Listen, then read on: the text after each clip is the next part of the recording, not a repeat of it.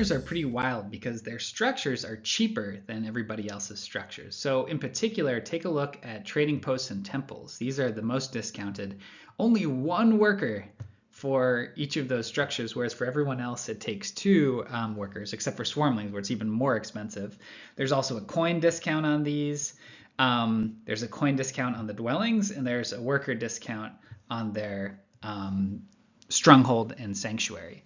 So, however, offsetting that, first of all, no base income of workers. So if you have no dwellings out, you don't have any worker production at all. And they have gaps in their worker production. So notice it's certain, your third dwelling out doesn't produce anything. So, and likewise that gap further up. And also you start with fewer resources. So this offsets the fact that you have cheaper buildings, but it does mean that any resources that you can get go a little farther for engineers than for other factions because their buildings are cheaper. The next important thing here is they're a faction that starts with 9 power and Bull 2, so they often can be a double dig faction if they start on a power scroll. From there, the stronghold as a beginner, basically never build a stronghold in the first 3 rounds. As a beginner, you should be trying to play game plans with engineers without building your stronghold at all, honestly. And we'll come back to sort of niche ideas, but as a beginner, don't think about them as a stronghold faction. Think about them as a faction where you're going to try to leverage this sort of ability that all their buildings are cheaper. The other thing here is that their second temple gives you 5 power income instead of a priest. That's actually super cool. And because 1 priest income is really helpful, but turning that into 2 priest income, it's hard to get as much bang for the second priest as for the first priest. So that being 5 power actually is really useful to engineers, and since resources are so good for them, getting that second temple out is really valuable. So we'll come back to that in our openings, but that's one of the reasons having 2 temples out is so good for engineers. So we're not really going to open stronghold, and this ability of spending 2 workers for priests, that's just sort of a backup plan. It's not particularly consequential. Engineers are almost always on E7, and I would say like basically always on E7, and then almost always on F6. E7 you can see gives nice access, D4, C2. It also gives, these are single digs, F4, G2. All that looks really nice. F6 in the east, you get this town option, so 2 digs and then another gray. So those 2 are really good. They also tend to get a lot of power. The one sort of question or concern would be if green is going to be on this E9 hex. Sometimes you have to think a little bit differently. So let's just, again, you're almost always on E7, F6. Every once in a while, if green's on E9, you could still start on F6 and strand it there, just knowing that you're going to get a lot of power. If black and brown are upgrading around there, or swarmlings are on G6, you might still want to start there and just leave it to get tons of power. Or if swarmlings aren't on G6, you could actually, do a town down here and maybe go culty, for example. You could start on H6 and open with temporary shipping. This is a Zora special, and actually, do a little dwelling rush where you're, building I9, you're digging G3, D4, and building C2. So that could be starting H6, E7. Or you could consider G1 and do something where you're, threatening these hexes here from G1 and starting E7 and ignoring the east altogether. So that's a little overcomplicating it but green is a particularly tricky matchup for engineers, and so that's why I wanted to mention that. But almost always you're going to be E7, F6.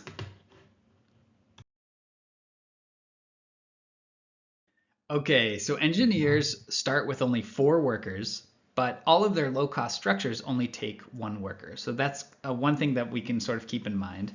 And the other thing that's really important to remember with the openings is that your third dwelling does not produce anything. So openings that involve finishing with 3 dwellings on the board are fine. It's still good to claim territory and get these things down, but it's a little underwhelming because we've gone out of our way to build this structure that's not actually giving us any income. So I want you to really just think about two possible openings with engineers. Claybo has them over here, the temple dwellings opening or the 2 temple opening. So really straightforward, it would be starting on like dig scroll, digging down 1 new dwelling. So we go trading post temple, 1 new dwelling. We have 1 worker left over and we can use our power for anything we want, right? If we get that, like both of those dwellings are producing workers, getting 1 more dwelling down that round wouldn't produce anything anyway. So we could pass, we could, take priest, coins, things like that. So that's an option. Another scroll that's really nice for engineers and potentially even as good for them as dig scroll is worker power.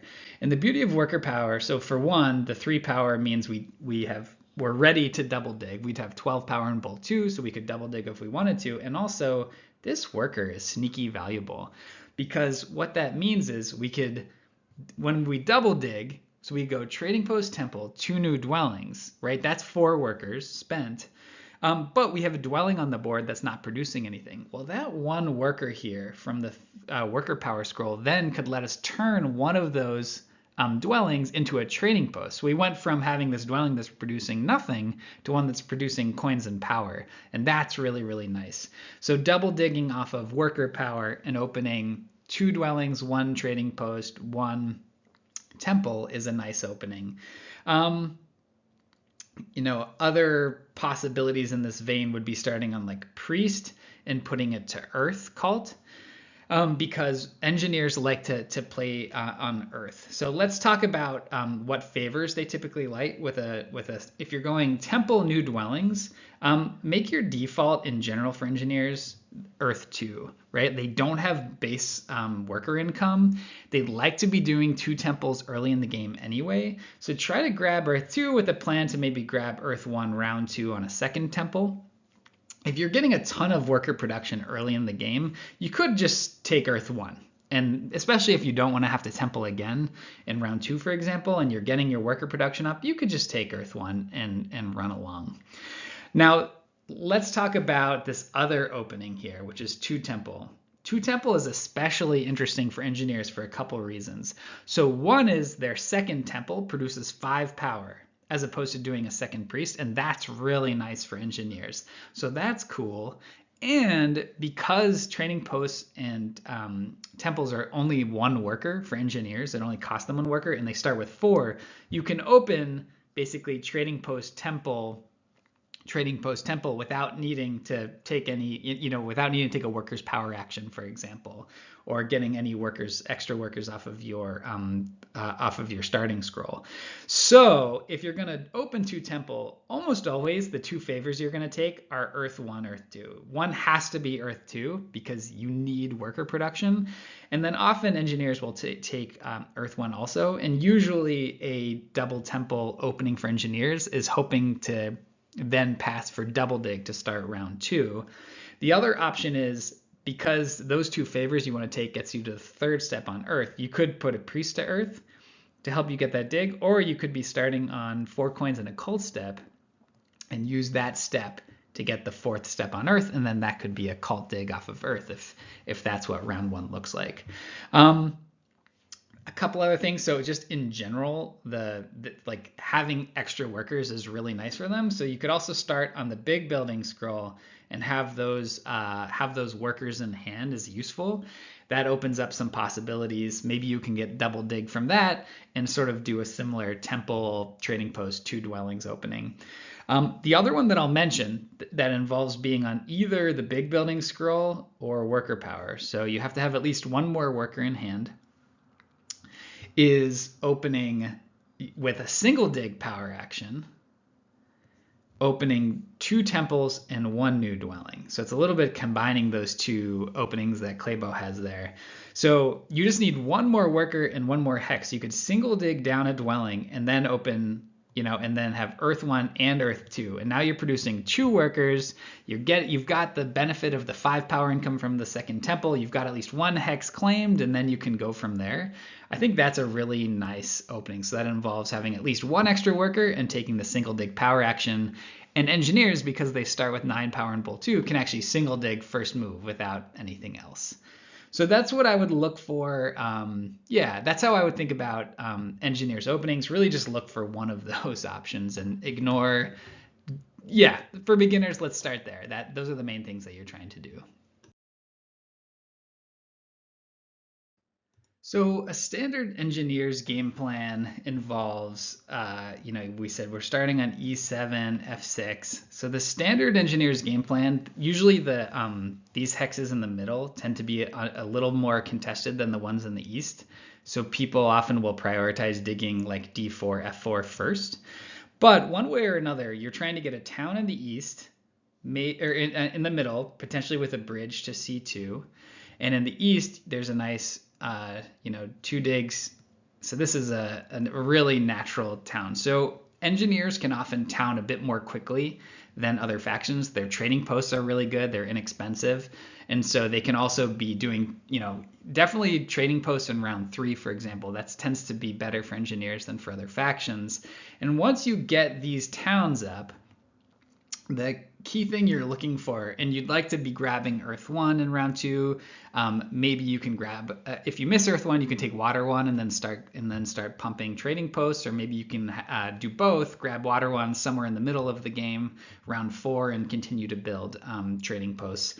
So once you get to here, hopefully you're setting up 2 towns.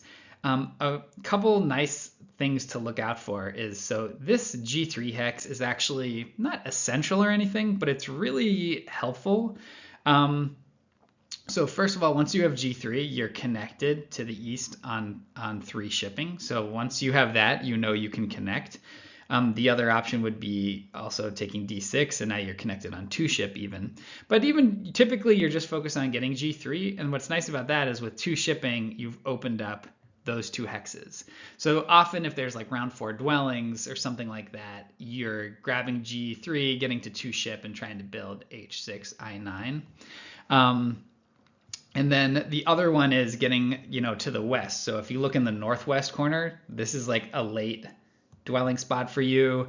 And southwest, maybe you get G2 and you can reach G1. But even if you don't get G2, like let's say, this gets taken by another faction, you can still dig I6 in the bottom there and then be accessing G1, F1. And so what that means is that's a lot of building that engineers can do. And so I think it's a pretty common game plan to go for 2 towns and then try to win network, grabbing as many of those hexes as possible.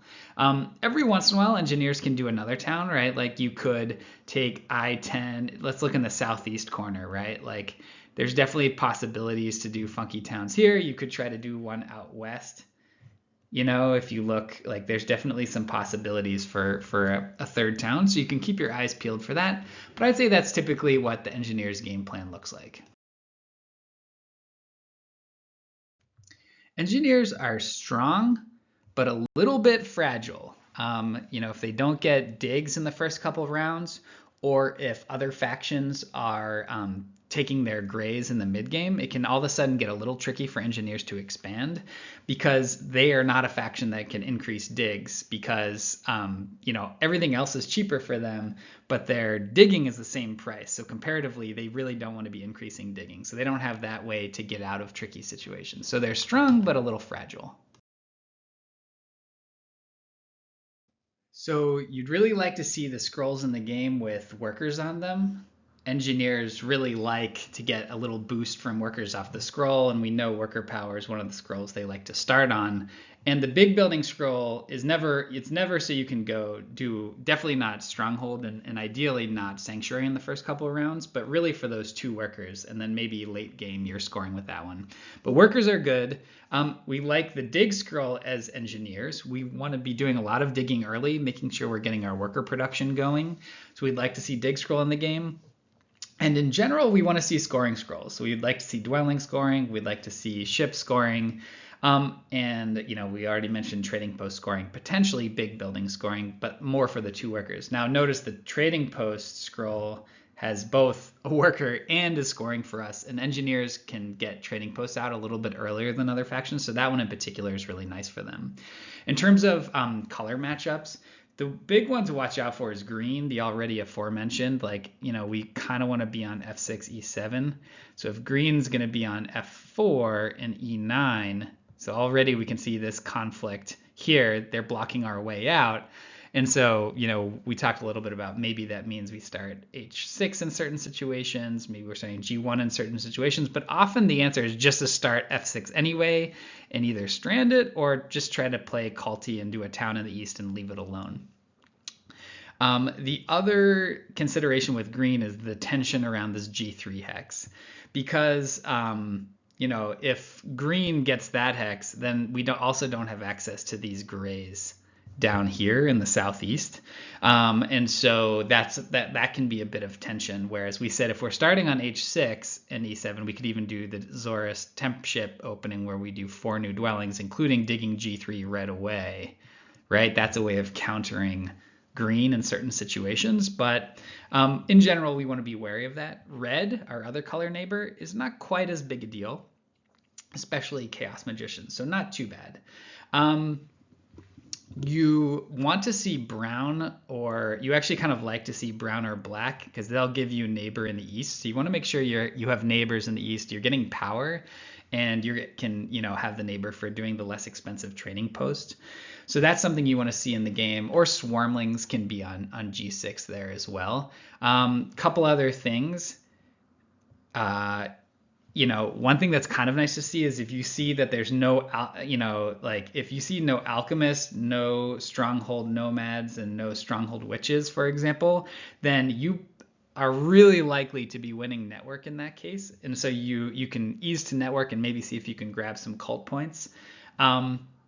And then the last thing I'll flag is if mermaids are in the game and there's no yellow, particularly if there's no yellow and no black, mermaids will sometimes see vertical mermaids, so d5 and h4, instead of them starting out west. And from h4, sometimes they'll dig f4 with their first move and sort of just infringe on engineers' territory. They might threaten g3 later as well. So that's just something to look out for. In certain situations, you might have a little bit of mermaid's threat if there's no yellow and no black in the game. They'll sometimes go vertical. The real way to get spicy with engineers. Now, engineers are super fun with the cheap structures, and there are a lot of different things you can do. Sometimes you can play culty with engineers, actually, surprisingly. However, the real way to be spicy with engineers is to go for the stronghold bridge points. That's the coolest, spicy engineers games. You should usually not do it, but it can be really fun. If you see stronghold scoring in round 4 or 5, that can be a chance where you are getting your stronghold up and maybe you have 2 or 3 bridges out. And if you see that's what your game plan is, you might even be doing a little bit of bridging early in the game to start that expansion. One example would be if green's in the game and you don't think you can compete on network, you can sort of pre-plan to do bridge scoring strategies, and you'll sort of start to identify certain key hexes where, oh, okay, that's a spot I can do 1 or 2 bridges to. And try to score that way. So bridge NGs, give that a whirl. All right, have fun.